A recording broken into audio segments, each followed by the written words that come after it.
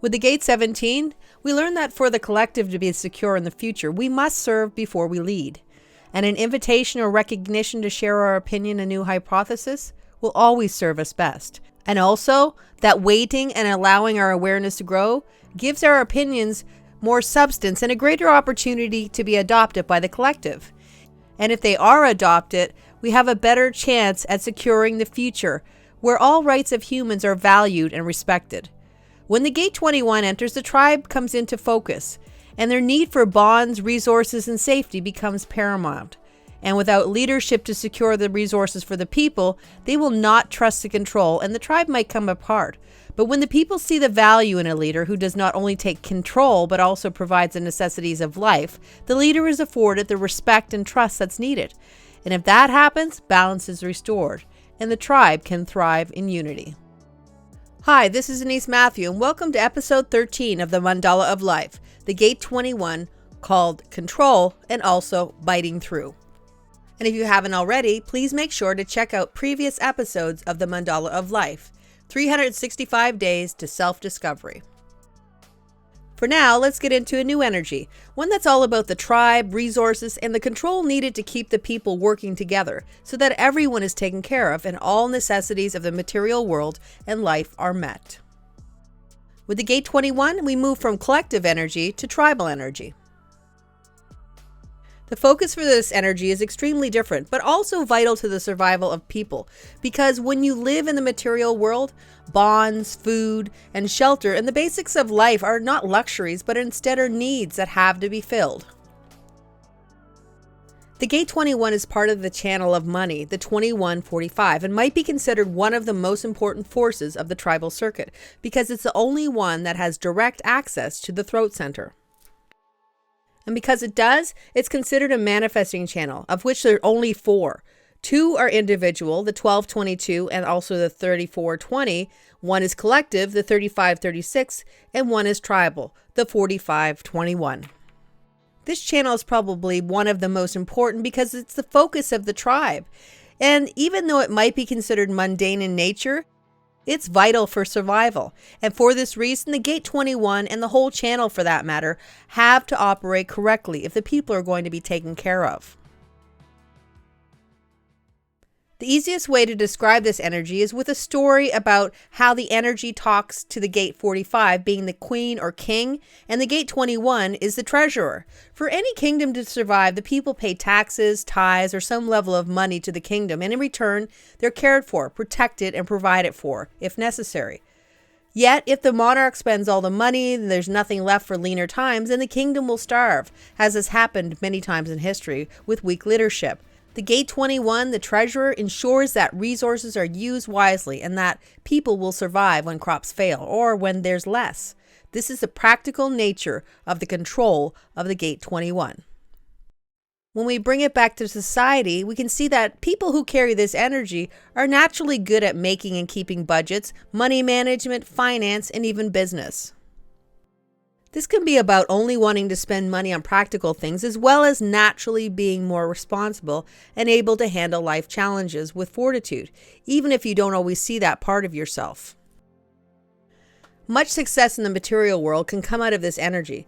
Yet, as happens with all energy, the shadow side can be micromanaging resources and also needing to be in control of everything, including even people, which is perfectly fine if that's what all parties want. But if not, this can be about you steamrolling over others to have your own way. As with all energies, the key is balance, which is especially important here because this is a powerful force, for good or ill. It's easy to see that this is a misunderstood gate, and depending on your design type, this control comes out in different ways. This energy is very unique in how it operates because it is so powerful. It's type specific, and it also makes a difference if you have a full channel, half a channel, which is just the Gate 21 hanging, or if you have a defined will center or an undefined will center. So if you're a projector type with a defined will in the hanging Gate 21, it's important to be recognized or acknowledged to be in control.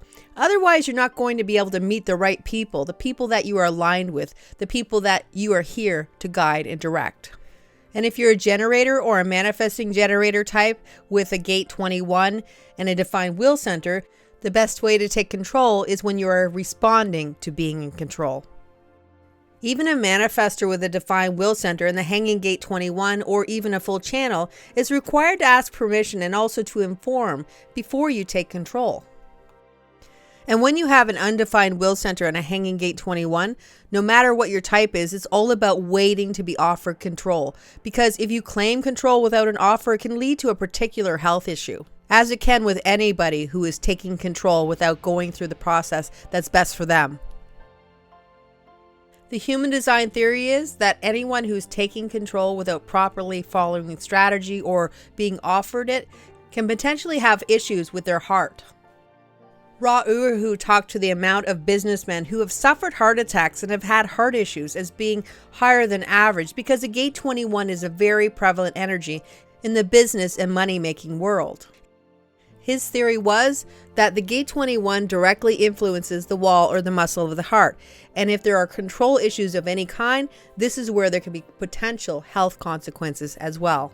That's why knowing how this energy operates can be one of the most important things you learn in your life. As we already talked about, the very nature of this energy is that control is an integral part of our lives, and it requires a delicate balance. That means that when you carry this energy more than others, having control of the way you make your money and many parts of how you live your life are essential. In fact, even having a boss can many times be difficult when you carry this energy. Shouldering responsibility can be one of your greatest strengths, especially when you're working for the good of all and not just for selfish gains. So control is essential, but having control always comes back to the need to have recognition and also trust from others that you know what you're doing. Being micromanaged by others and also not being trusted to hold up your level of your responsibilities can be soul crushing. And if the tether of control that holds you in place is too great, you can abdicate from material goals altogether.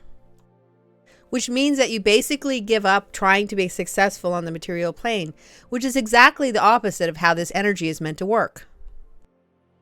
When you have this energy, you are designed to make money on the material plane. It's the very nature of the will center and this gate. Here also is a potential to be a powerful leader who can make things happen because you know that everyone is important. And when you're trusted to, you can be responsible, dedicated, and you can get the job done. But it's vital to remember that to gain others' trust in your leadership, leading with an impartial and unemotional approach will go a long way. And if you have favoritism of any kind, it can engender suspicion, and eventually others may lose trust in your leadership altogether. And with no trust goes any power that you might have had.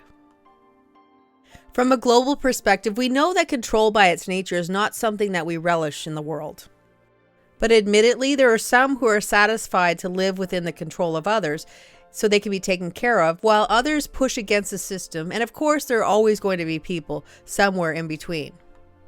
Since this is more of an authoritarian energy as opposed to being a democracy of any kind, many people don't like to be controlled, and sometimes there can be a pushback against the status quo. And when people do that, they're either considered heroic or reckless, depending upon who you're talking to. When this type of energy is in power, if people follow the rules, they're rewarded and they remain part of the tribe. And if they don't, they're removed. This is where we can get into political battles between people who like the democracy and people who like the more tribal way or authoritarian way of leading. And it all really depends upon who's in power, but there are some important parts of being in power when you carry any type of leadership energy. And it all comes down to being of service to the community. And if there's no service or a personal agenda is present while in control, there can be huge problems with the leadership and even the world. If there's anything that we can see based on collective styles of leadership and tribal styles of leadership, it's key to remember that there's always going to be people who align with one or the other type of energy, which means that both types of energy are always going to be part of global life. But what's most important is that no matter where we are and what we align with, we are all here to stand in the power of our own being And it's in the possibility of not being of the norm that we get an opportunity to express our uniqueness and still be part of the world or the tribe. Control and preparation are always going to be essential in our lives at some point, but it's good to remember that the more we try to control everything, including the people around us, the more we sacrifice. To navigate the world, control must be balanced. It's about controlling essential things in our lives and releasing the need to control everything. When we learn when to hold on and when to let go, we can find balance in all our energy and even peace. And when we find peace, so too do those around us. And once again, the mandala of life spins, and we learn that for the tribe to be secure in the future, we must provide for their needs, but also that having safety and security comes with a price and some level of having to follow the rules. So you're treated fairly and all have enough. And when the leaders have provided for their people and everyone has enough, that's when the world can shift unexpectedly. Because when our mundane needs are met, the gate 51 can come in with the energy of shock and the potential of an awakening of the individual to show us something beyond the material. And when it does, it will shake up our reality and reveal that only through passing through the trials will we be rewarded with the potential for something more than what we see in the manifest world. Well, that's all for now, and I'll be back next week with another episode, The Gate 51, The Gate of Shock. Until then, take care, and I'll see you again soon.